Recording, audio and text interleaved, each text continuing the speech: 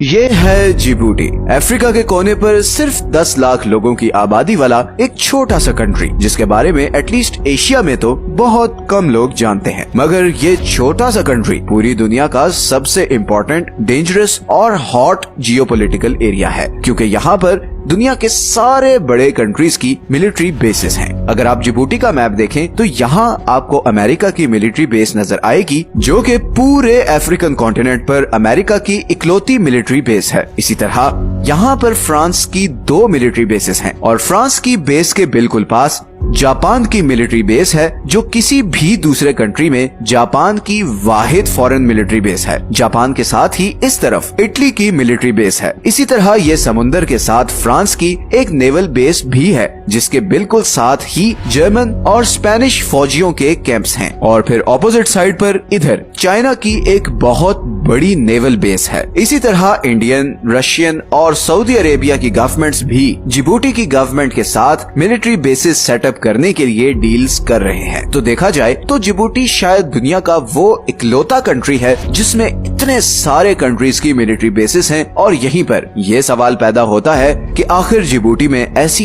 क्या बात है कि दुनिया की सारी बड़ी सुपर पावर्स ने इधर अपनी मिलिट्री बेसिस सेटअप की हुई हैं। आइए जानते हैं इस सवाल का जवाब। सच ये है कि इस वीडियो में असल में जिबूटी की इतनी इम्पोर्टेंस इसकी ज्योग्राफिक लोकेशन की वजह से है। जिबूटी यमन के बिल्कुल ऑपोजिट बाबुल मंदेब स्ट्रेट के वेस्ट में है। बाबुल मंदेब स्ट्रेट 28 किलोमीटर की ये पतली सी जगह है, जहां से सारे समुद्री जहाज इंडियन ओशन को क्रॉस करते हुए रेड सी में एंटर होते हैं और फिर सुएज कैनाल को क्रॉस करके मेडिटेरेनियन सी में निकल जाते हैं और वहां से फिर वो सारे यूरोपियन कंट्रीज तक पहुंचते हैं। तो बेसिकली एशिया और मिडिल ईस्ट को यूरोप से कनेक्ट करने का ये सबसे शॉर्टेस्ट रूट है और यही चीज इसे इतना ज्यादा जियोपॉलिटिकली इम्पोर्टेंट बनाती है, स्पेशली अगर हम ऑयल और गैस सप्लाई की बात करें। पूरी दुनिया की 10% ऑयल एंड 6% नेचुरल गैस की सप्लाई इसी 28 किलोमीटर के चोक पॉइंट से गुजरती है और ये सारी गैस और ऑयल आता है इधर पर्शियन गल्फ से।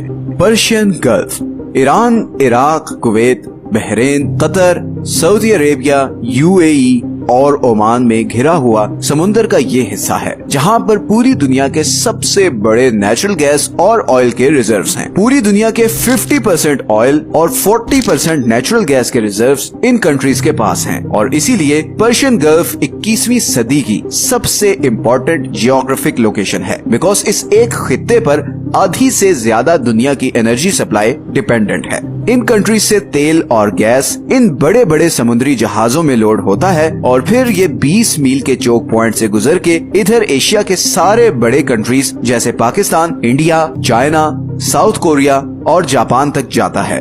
और इसी तरह बाकी तेल और गैस इधर अरेबियन सी से होते हुए इंडियन ओशन में आता है और फिर बाबल मंदेब को क्रॉस करके सुएज कैनाल के थ्रू यूरोपियन कंट्रीज तक जाता है। 2022 के स्टैटिस्टिक्स के मुताबिक पूरे यूरोप की 20% ऑयल इंपोर्ट और 24% गैस इंपोर्ट इसी बाबल मंदेब स्ट्रेट से गुजर कर आती है और इसीलिए अगर ये स्ट्रेट किसी भी वजह से ब्लॉक हो जाए तो यूरोपियन इकोनॉमीज जबरदस्त फाइनेंशियल क्राइसिस का शिकार हो जाएंगी, बिकॉज फिर यूरोप पहुंचने का सिर्फ एक रूट है और वो इतना लंबा है कि पूरे अफ्रीकन कॉन्टिनेंट को क्रॉस करके ही आप यूरोप पहुंच सकते हो और इसमें न सिर्फ टाइम और खर्चा ज्यादा लगता है, बल्कि ये रूट काफी डेंजरस भी है। ऐसा ही कुछ हुआ था मार्च 2021 में, जब सुएज कैनाल में एक शिप फंस गई थी और वर्ल्ड इकोनॉमी को 9.6 बिलियन डॉलर्स का नुकसान हुआ था। मगर जिस कंट्री के लिए ये स्ट्रेट सबसे ज्यादा इम्पोर्टेंट है वो है सऊदी अरेबिया।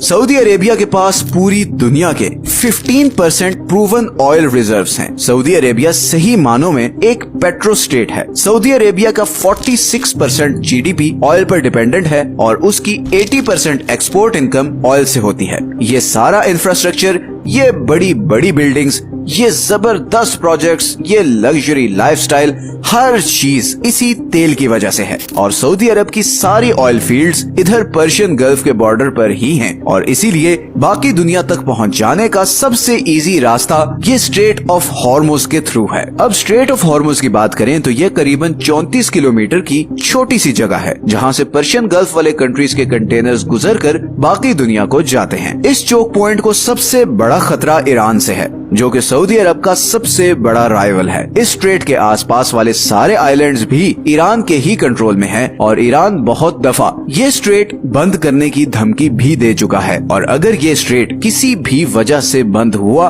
तो सऊदी अरब की इकोनॉमी महीनों में कोलैप्स कर जाएगी। इसी रिस्क को कम करने के लिए सऊदीज ने सऊदी अरब के ईस्टर्न बॉर्डर से लेकर वेस्टर्न बॉर्डर तक 1200 किलोमीटर लंबी एक पाइपलाइन बनाई, जिसके जरिए लिमिटेड क्वांटिटी में पर्शियन गल्फ से निकलने वाला ऑयल इधर रेड सी तक पहुंचाया जाता है और फिर यहाँ से ये ऑयल आगे स्वेज कैनाल क्रॉस करके यूरोप तक जाता है। लेकिन फिर 2014 में यमन में शिया और सुन्नी ग्रुप्स के दरमियान एक सिविल वॉर शुरू हो गई एंड शिया हौसियों ने यमन के कैपिटल सना का कंट्रोल ले लिया।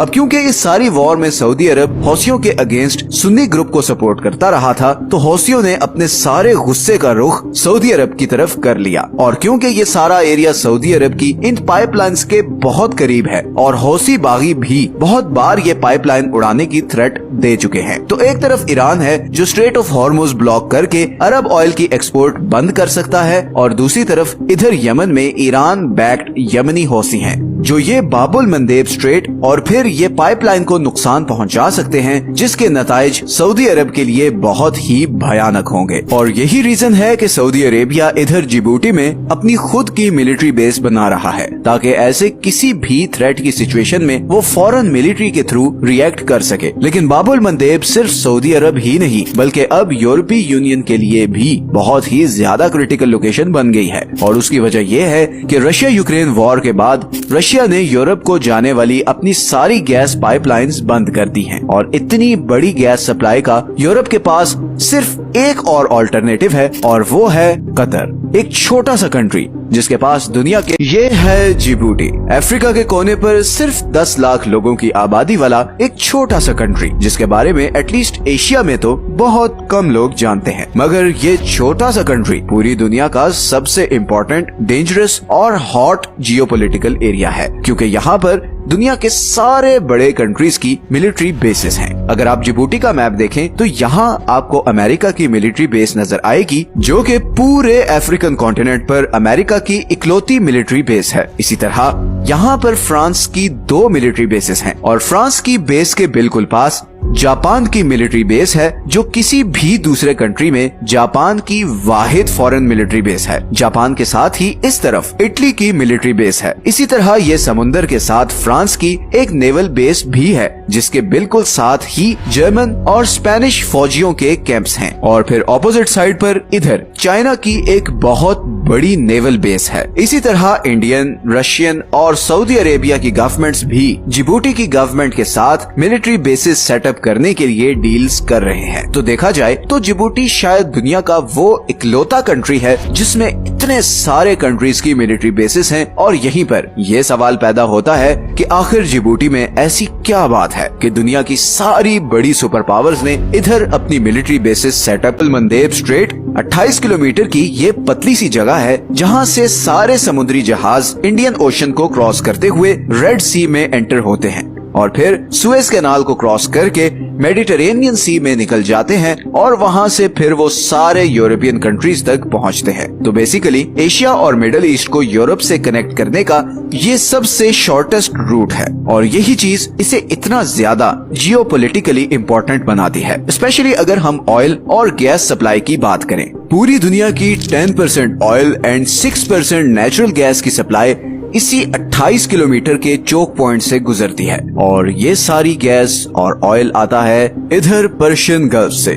Persian gulf Iran, Iraq, Kuwait, Bahrain, Qatar, Saudi Arabia, UAE और ओमान में घिरा हुआ समुंदर का ये हिस्सा है जहां पर पूरी दुनिया के सबसे बड़े नेचुरल गैस और ऑयल के रिजर्व्स हैं। पूरी दुनिया के 50% ऑयल और 40% नेचुरल गैस के रिजर्व्स इन कंट्रीज के पास हैं और इसीलिए पर्शियन गल्फ 21वीं सदी की सबसे इम्पोर्टेंट जियोग्राफिक लोकेशन है, बिकॉज इस एक खित्ते पर आधी से ज्यादा दुनिया की एनर्जी सप्लाई डिपेंडेंट है। इन कंट्रीज से तेल और गैस इन बड़े बड़े समुद्री जहाजों में लोड होता है और फिर ये 20 मील के चोक पॉइंट से गुजर के इधर एशिया के सारे बड़े कंट्रीज जैसे Pakistan, India, China, south Korea और जापान तक जाता है। और इसी तरह बाकी तेल और गैस इधर अरेबियन सी से होते हुए इंडियन ओशन में आता है और फिर बाबल मंदेब को क्रॉस करके सुएज कैनाल के थ्रू यूरोपियन कंट्रीज तक जाता है। 2022 के स्टैटिस्टिक्स के मुताबिक पूरे यूरोप की 20% ऑयल इंपोर्ट और 24% गैस इंपोर्ट इसी बाबल मंदेब स्ट्रेट से गुजर कर आती है और इसीलिए अगर ये स्ट्रेट किसी भी वजह से ब्लॉक हो जाए तो यूरोपियन इकोनॉमीज जबरदस्त फाइनेंशियल क्राइसिस का शिकार हो जाएंगी। बिकॉज फिर यूरोप पहुंचने का सिर्फ एक रूट है और वो इतना लंबा है कि पूरे अफ्रीकन कॉन्टिनेंट को क्रॉस करके ही आप यूरोप पहुंच सकते हो और इसमें न सिर्फ टाइम और खर्चा ज्यादा लगता है बल्कि ये रूट काफी डेंजरस भी है। ऐसा ही कुछ हुआ था मार्च 2021 में जब सुएज कैनाल में एक शिप फंस गई थी और वर्ल्ड इकोनॉमी को 9.6 बिलियन डॉलर्स का नुकसान हुआ था। मगर जिस कंट्री के लिए ये स्ट्रेट सबसे ज्यादा इम्पोर्टेंट है वो है सऊदी अरेबिया। सऊदी अरेबिया के पास पूरी दुनिया के 15% प्रूवन ऑयल रिजर्व्स हैं। सऊदी अरेबिया सही मानों में एक पेट्रो स्टेट है। सऊदी अरेबिया का 46% जीडीपी ऑयल पर डिपेंडेंट है और उसकी 80% एक्सपोर्ट इनकम ऑयल से होती है। ये सारा इंफ्रास्ट्रक्चर, ये बड़ी बड़ी बिल्डिंग्स, ये जबरदस्त प्रोजेक्ट्स, ये लग्जरी लाइफस्टाइल, हर चीज इसी तेल की वजह से है। और सऊदी अरब की सारी ऑयल फील्ड्स इधर पर्शियन गल्फ के बॉर्डर पर ही हैं और इसीलिए बाकी दुनिया तक पहुंच जाने का सबसे इजी रास्ता ये स्ट्रेट ऑफ हॉर्मुज के थ्रू है। अब स्ट्रेट ऑफ हॉर्मुज की बात करें तो ये करीबन 34 किलोमीटर की छोटी सी जगह है जहां से पर्शियन गल्फ वाले कंट्रीज के कंटेनर्स गुजर कर बाकी दुनिया को जाते हैं। इस चोक पॉइंट को सबसे बड़ा खतरा ईरान से है जो कि सऊदी अरब का सबसे बड़ा राइवल है। इस स्ट्रेट के आसपास वाले सारे आइलैंड्स भी ईरान के ही कंट्रोल में हैं और ईरान बहुत दफा ये स्ट्रेट बंद करने की धमकी भी दे चुका है और अगर ये स्ट्रेट किसी भी वजह से बंद हुआ तो सऊदी अरब की इकोनॉमी महीनों में कोलैप्स कर जाएगी। इसी रिस्क को कम करने के लिए सऊदीज ने सऊदी अरब के ईस्टर्न बॉर्डर से लेकर वेस्टर्न बॉर्डर तक 1200 किलोमीटर लंबी एक पाइपलाइन बनाई जिसके जरिए लिमिटेड क्वांटिटी में पर्शियन गल्फ से निकलने वाला ऑयल इधर रेड सी तक पहुंचाया जाता है और फिर यहाँ से ये ऑयल आगे सुएज कैनाल क्रॉस करके यूरोप तक जाता है। लेकिन फिर 2014 में यमन में शिया और सुन्नी ग्रुप्स के दरमियान एक सिविल वॉर शुरू हो गई एंड शिया हौसियों ने यमन के कैपिटल सना का कंट्रोल ले लिया। अब क्योंकि इस सारी वॉर में सऊदी अरब हौसियों के अगेंस्ट सुन्नी ग्रुप को सपोर्ट करता रहा था तो हौसियों ने अपने सारे गुस्से का रुख सऊदी अरब की तरफ कर लिया और क्योंकि ये सारा एरिया सऊदी अरब की इन पाइपलाइंस के बहुत करीब है और हौसी बागी भी बहुत बार ये पाइपलाइन उड़ाने की थ्रेट दे चुके हैं। तो एक तरफ ईरान है जो स्ट्रेट ऑफ हॉर्मुज ब्लॉक करके अरब ऑयल की एक्सपोर्ट बंद कर सकता है और दूसरी तरफ इधर यमन में ईरान बैक्ड यमनी हौसी हैं जो ये बाबुल मंदेब स्ट्रेट और फिर ये पाइपलाइन को नुकसान पहुंचा सकते हैं जिसके नताइज सऊदी अरब के लिए बहुत ही भयानक होंगे। और यही रीजन है कि सऊदी अरेबिया इधर जिबूटी में अपनी खुद की मिलिट्री बेस बना रहा है ताकि ऐसे किसी भी थ्रेट की सिचुएशन में वो फौरन मिलिट्री के थ्रू रिएक्ट कर सके। लेकिन बाबुल मंदेब सिर्फ सऊदी अरब ही नहीं बल्कि अब यूरोपीय यूनियन के लिए भी बहुत ही ज्यादा क्रिटिकल लोकेशन बन गई है और उसकी वजह यह है कि रशिया यूक्रेन वॉर के बाद रशिया ने यूरोप को जाने वाली अपनी सारी गैस पाइपलाइंस बंद कर दी हैं और इतनी बड़ी गैस सप्लाई का यूरोप के पास सिर्फ एक और ऑल्टरनेटिव है और वो है कतर, एक छोटा सा कंट्री जिसके